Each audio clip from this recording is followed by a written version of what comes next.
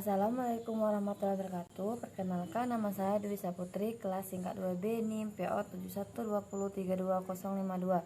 Mata kuliah KMB, dosen pengampu Noswela Juartika Eskem Mkem. Baiklah, di sini saya akan menjelaskan asuhan keperawatan tentang diare.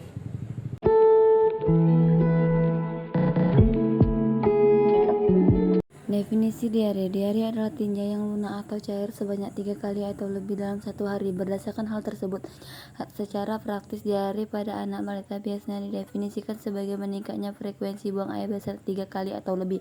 Tinja konsistensinya menjadi lebih lunak dari biasanya, sehingga dianggap tidak normal oleh ibunya. Secara klinik, diare dibedakan menjadi 3 macam, yaitu diare cair akut, disentri, dan diare versientesi. Pendapat lain, diare adalah buang air besar dengan tinja berbentuk cair setengah padat, kandung air lebih banyak dari biasanya, lebih dari 200 gram 200 ml per 24 jam. Sedangkan menurut Hendrawanto 2002 dalam SIPA Huta 2008, diare adalah buang air besar dengan tinja berbentuk cairan dan atau setengah cairan. Dengan demikian, kandungan air pada tinja lebih banyak daripada keadaan normal, yakni 100-200 ml sekali defekasi.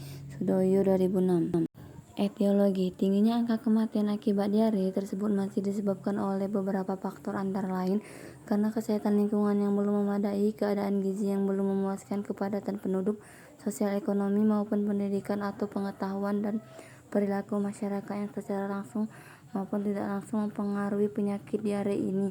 Penyebab diare dapat dibagi dalam beberapa faktor. Yang pertama adalah diare akut disebabkan oleh virus, parasit, isosporase, bakteri. Diare kronik. Umumnya diare kronik dapat dikelompokkan dalam 6 kategori patogenis terjadinya: diare osmotik, 2 diare sekreta, 3 diare karena gangguan molalitas, 4 diare inflamatori, 5 malabsorpsi, 6 infeksi kronik. Adapun dari patofisiologi diare yang merupakan dampak dari timbulnya diare adalah gangguan osmolitik akibat terdapatnya makanan atau zat yang tidak dapat diserap akan menyebabkan tekanan osmotik dalam rongga usus meninggi sehingga terjadinya pergeseran air dan elektrolit ke dalam rongga usus. Isi rongga usus yang berlebihan ini akan merangsang usus mengeluarkan sehingga timbul diare.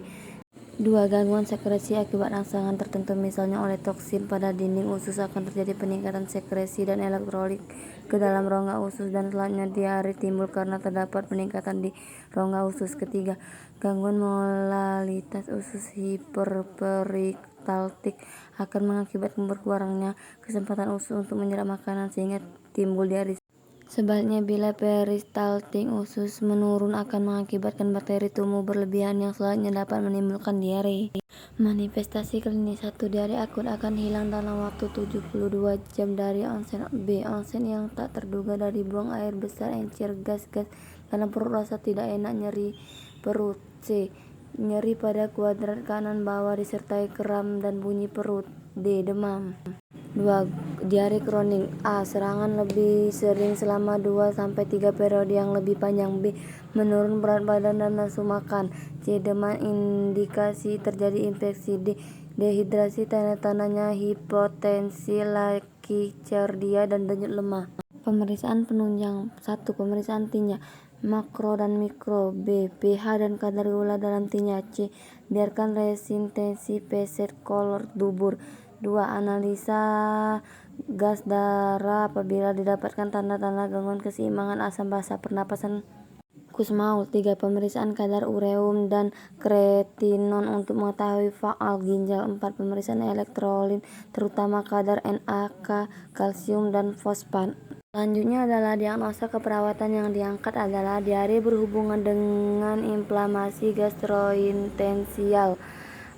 Untuk askopnya bisa dilihat sendiri pada gambar tersebut.